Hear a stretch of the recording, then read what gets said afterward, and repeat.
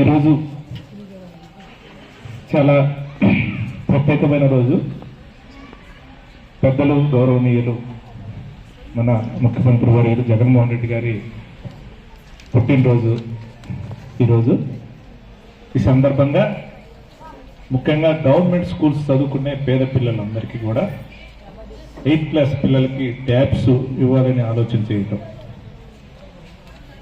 మొదటి నుంచి కూడా పెద్దలు జగన్మోహన్ రెడ్డి గారు ముఖ్యమంత్రి బాధ్యతలు చేపట్టిన దగ్గర నుంచి కూడా మొదటి విద్య, రెండవది వైద్యం, మూడవది సంక్షేమం. ఈ మూడు కూడా ప్రధానంగా కూడా తీసుకొని ఏంటంటే సామాన్యులకి ఇవి చాలా అవసరం. ఇప్పుడు సంక్షేమం అంటే పేదవారికి చాలా అవసరం. సంక్షేమ విషయంలో ఒక పెన్షన్ కానీ, ఒక అమ్మఒడి కానీ, ఒక చేయూత కానీ, ఒక రైతు భరోసా కానీ, ఇట్లా ఏంటంటే ఒక్కొక్క రూపాయి వాళ్ళకి ఇస్తే పేదవాళ్ళు వాళ్ళకి ఉపయోగం ఉంటాయి. అలాగే వైద్యపరంగా కూడా దాదాపుగా 12 మెడికల్ కాలేజీలు ఇప్పుడు నడుస్తూ ఉన్నాయి. ఇప్పుడు మాచర్లలోనే మొదట 30 బెడ్డెడ్ హాస్పిటల్ ఉండేది. ఎందుకంటే మన మాచర్లకి చుట్టుపక్కల చాలా తండాలు ఉన్నాయి. చిన్న యాక్సిడెంట్ అయినా కూడా, చిన్నదైనా కూడా ఏ నర్సరావుపేట, గుంటూరు పోవాల్సిన పరిస్థితి, కనీసం అంబులెన్స్ కూడా డబ్బులు లేని పరిస్థితి. 30 బెడ్డెడ్ ఉంటే ఇమ్మీడియట్ గా దాన్ని ముఖ్యమంత్రి గారు చెప్పి 50 బెడ్డెడ్ కూడా చేయడం జరిగింది. 50 బెడ్డెడ్ తోటి ఈరోజు మొత్తం మన మాచర్లలో గవర్నమెంట్ హాస్పిటల్ స్టాఫ్, డాక్టర్స్ కానీ, నర్సెస్ కానీ, మొత్తం ఎవరైతే స్టాఫ్ 63 మంది ఈ స్టాఫ్ పనిచేస్తూ ఉన్నారు. మొన్న ముఖ్యమంత్రి గారు మన మాచర్లు వచ్చినప్పుడు 100 బెడ్డెడ్ హాస్పిటల్ కావాలని అడగటం జరిగింది. అది ఒక వారం రోజులు జీవో కూడా రాబోతా ఉంది. ఎందుకంటే రాబోయే రోజుల్లో 100 బెడ్డెడ్ హాస్పిటల్ ఉంటే ఎంత పెద్ద సీరియస్ కేసు అయినా ఎక్కడికి పోవాల్సిన అవసరం లేదు. ఇక్కడే బ్రహ్మాండంగా రాబోయే రోజుల్లో ఖచ్చితంగా ముఖ్యమంత్రి గారి పుట్టినరోజు సందర్భంగా నేను చెప్తా ఉన్నాను, 100 బెడ్ హాస్పిటల్ ఒక వారంలో జీవో రాబోతా ఉంది. దానికి ప్రత్యేకంగా స్థలాన్ని కూడా చూడటం జరిగింది. 100 కోట్లతోటి రేపు 100 బెడ్ హాస్పిటల్ రాబోయే 30 తరాలు, 30-40 సంవత్సరాలకు సంబంధించి ఇబ్బంది లేకుండా ఉండే విధంగా కూడా ప్లాన్ చేయబోతా ఉన్నాం. అలాగే విద్యాపరంగా చూస్తూ వచ్చింది. దానికి దరిదాపుగా 70 కోట్లతోటి మన కేంద్రీయ విద్యాలయం కట్టబోతా ఉన్నాం. అది నెక్స్ట్ ఇయర్ కి ఇక్కడే మన బిల్డింగ్ చూపించాం కాబట్టి క్లాసెస్ ఇక్కడ స్టార్ట్ అయితే చిన్నగా బిల్డింగ్ కట్టుకున్నాక అక్కడికి పోతా ఉన్నాం. అంటే ఎన్ని ఇబ్బందులైనా కానీ ఒకటి అందరూ కూడా ఆలోచన చేయాలని కోరుతుంది. ఎవరిని కూడా బాధ పెట్టాలని కాదు, వెనక ముందు ఒక బాధ్యత గల ఆయన సీట్లో ఉన్నాడు కాబట్టి ముఖ్యంగా పేదవారి విషయంలో చాలా ఉదారంగా ఉండాలని. ఎందుకంటే గవర్నమెంట్ స్కూల్స్ లో చదువుకున్న పిల్లలు ఎవరైతే ఉన్నారో, ఇక్కడ ఉన్న పిల్లలందరికీ కూడా వీళ్ళందరూ కూడా పేద కుటుంబాల నుంచి వచ్చిన పిల్లలే. వీళ్ళ పిల్లలు చిన్న కూలి పని చేసుకుని చిన్న చిన్న పనులు చేసుకునేవాళ్ళు.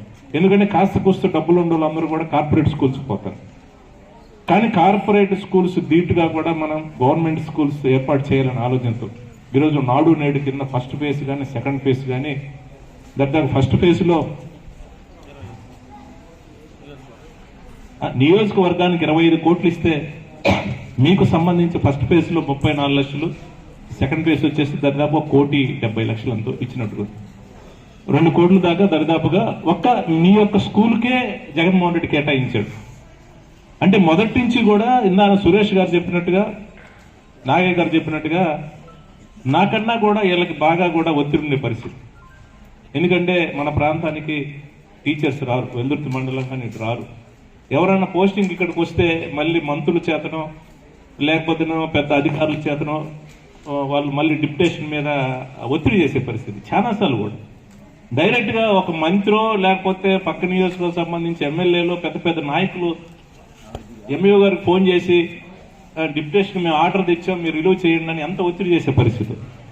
కానీ అట్లా కాకుండా, ఎందుకంటే మన ప్రాంతంలో ఉండే పిల్లలందరూ కూడా రైతు కుటుంబం నుంచి వచ్చే పిల్లలు, వాళ్ళ తల్లిదండ్రులు చాలా కష్టపడి ఆ పిల్లల్ని చదివేయాలన్న ఆలోచన ప్రతి తల్లిదండ్రికి కూడా కొడుకుని కూతురుని చదివేయాలని, ఒక మంచి భవిష్యత్తు చూడాలనే ఆలోచనతోటి మీ చేతుల్లో పెడతారు. మీకు కూడా అసౌకర్యంగా ఉండకుండా ఉండే విధంగా కూడా స్కూల్స్ కూడా బ్రహ్మాండంగా కూడా ఇన్ని డబ్బులు పెట్టేసేసి డెవలప్ చేసే పరిస్థితి. ఈరోజు ఈ స్కూల్ విషయంలో సురేష్ గారు చెప్పినట్టుగా బినామీ డాక్యుమెంట్ తీసుకొచ్చి రెవెన్యూ అధికారులతో లాలూచీ పడి చాలాసార్లు కూడా ఈ స్థలాన్ని కొట్టేయడానికి చాలా ప్రయత్నం చేసిన మాట ముంబాటికి అది వాస్తవం. నేను ప్రతిపక్షంలో ఉన్నప్పుడు నేను అడ్డం కూడా తిరగడం జరిగింది, క్వశ్చనే లేదని చెప్పాను. ఎందుకంటే ఆ రోజు మనం ఈ స్థలాన్ని కాపాడుకున్నాం కాబట్టే ఈరోజు ఇంత పెద్ద బిల్డింగ్స్ కట్టబోతా ఉన్నాం, రేపు కేంద్రీయ విద్యాలయం వచ్చినప్పుడు క్లాసులు పెట్టబోతా ఉన్నాం, ఇంకా కూడా రాబోయే రోజుల్లో. ఎందుకంటే ఒక పాఠశాల అంటేనే పేద వర్గాలకు, పేద పిల్లలకు ఒక దేవాలయం.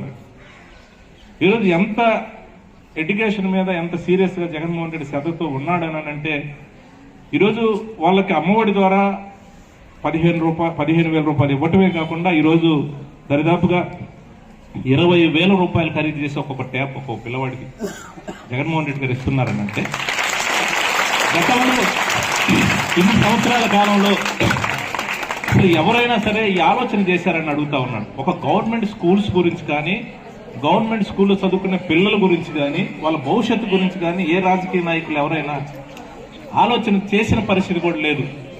ఈరోజు చూస్తా ఉంటే మన నియోజకవర్గానికి సంబంధించే మాచెర్ల, రెంటచింతల, దుర్గి, కారంపూడి, వెల్దుర్తి 4 మండలాలకు సంబంధించి 3,231 ట్యాబులు ఇస్తా ఉన్నాం. 5,81,58,000 రూపాయలు మన నియోజకవర్గానికి జగన్మోహన్ రెడ్డి గారు పంపించారు, ఓన్లీ 8th క్లాస్ పిల్లల కోసం.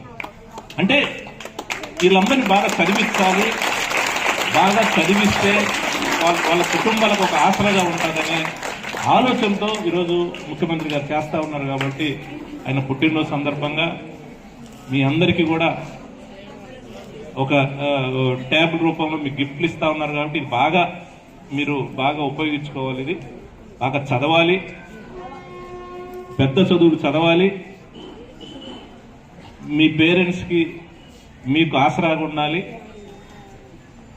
మీ పేరెంట్స్ని బాగా చూసుకోవాలని కూడా మీ అందరినీ కూడా నేను కోరుతా ఉన్నాను. ఎందుకంటే ఇన్ని డబ్బులు పెట్టి ఇచ్చి ఈ రకంగా, ఎందుకంటే నేను 2009 నుంచి కూడా నేను ఎమ్మెల్యేగా ఉన్నాను. కానీ నేను చాలాసార్లు కూడా స్కూల్స్కి ఈ కార్యక్రమం అధికారికంగా కూడా రావడం జరిగింది. కానీ ఈరోజు పిల్లలకి చాలా ఖర్చు పెట్టి స్కూల్ యూనిఫామ్ కానీ, బుక్స్ కానీ, స్కూల్ బ్యాగు కానీ, అంటే ఇవన్నీ కూడా స్కూల్లో చూస్తాం. మా డబ్బులు ఉంటాయి కాబట్టి వాళ్ళు కొంచెం నీట్గా డ్రెస్ చేసి పెడతారు. ఈరోజు ఈ గవర్నమెంట్ స్కూల్స్లో కూడా ఈ డ్రెస్సెస్ ఏర్పాటు చేసినారని అంటే ఎస్, వాళ్ళకి మనమేం దీటుకోం, బ్రహ్మాండంగా వాళ్ళకి ఇంకా ఎందుకంటే గవర్నమెంట్ స్కూల్స్లోనే ఉన్న టీచర్స్ ఎవరైనా సరే చాలా కష్టపడి, క్వాలిఫైడ్ టీచర్స్ బాగా కష్టపడి కూడా చదువు చెప్తారు. కానీ కార్పొరేట్ స్కూల్లో వాళ్ళంతా అడ్వర్టైజ్మెంట్ల మీదగా తప్పితే అక్కడ ఉండేది ఏంటంటే 10th క్లాస్ డిగ్రీ తప్పిన వాళ్ళు, ఏదో కొంచెం ఉద్యోగం లేకుండా ఉన్న వాళ్ళకి వాళ్ళు ఏదో అక్కడ చెప్పే పరిస్థితి. కానీ ఇదే స్టాండర్డ్ మెయింటైన్ చేస్తే ఖచ్చితంగా కూడా రాబోయే రోజుల్లో ఈ రాష్ట్రంలో ఎక్కడా కూడా కార్పొరేట్ స్కూల్ ఉండే పరిస్థితి ఉండదు. ఇది పేద విద్యార్థుల కోసం, పేద కుటుంబాల కోసం జగన్మోహన్ రెడ్డి గారు చేస్తున్నారు. కాబట్టి దయచేసి నేను అన్ని విధాలా కూడా విద్యాపరంగా సహకరిస్తాను. ఈ స్కూల్కి సంబంధించి ఏదైతే 4.5 సెంట్లు చెప్పారో ఖచ్చితంగా అది మన కాంపౌండ్ తీసేసి కాంపౌండ్ కలిపేసేసి కట్టే కార్యక్రమం నేను చేస్తాను. అవసరమైతే నేను ఇరిగేషన్ డిపార్ట్మెంట్తో మాట్లాడి అది మన స్కూల్కి అవసరమని నేను ఎన్ఓసి కూడా ఇప్పించే బాధ్యత కూడా నేను ఖచ్చితంగా తీసుకుంటాను. నేను ఎందుకు చెప్తా ఉన్నానంటే, ఒక్క గజం స్థలం మనం వదులుకున్నా రాబోయే రోజుల్లో స్థలం కావాలంటే లేని పరిస్థితి. ఇప్పుడున్న జనరేషన్ ఏమైందనంటే స్థలాల రేటు పెరిగిపోతూ ఉన్నాయి.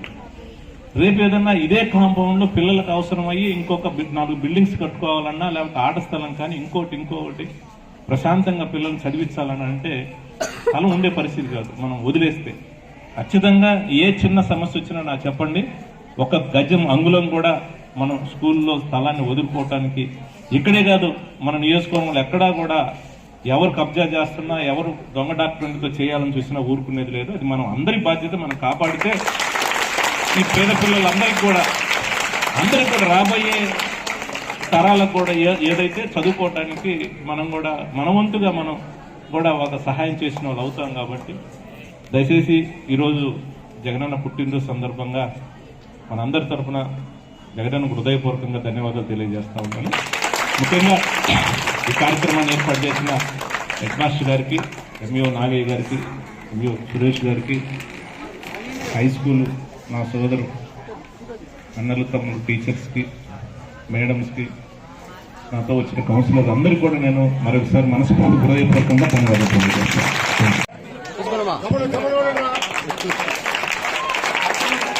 ఒకసారి ఫోటో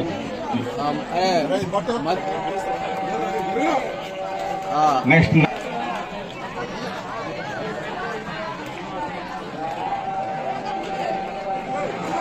నిలబడండి అమ్మా సార్.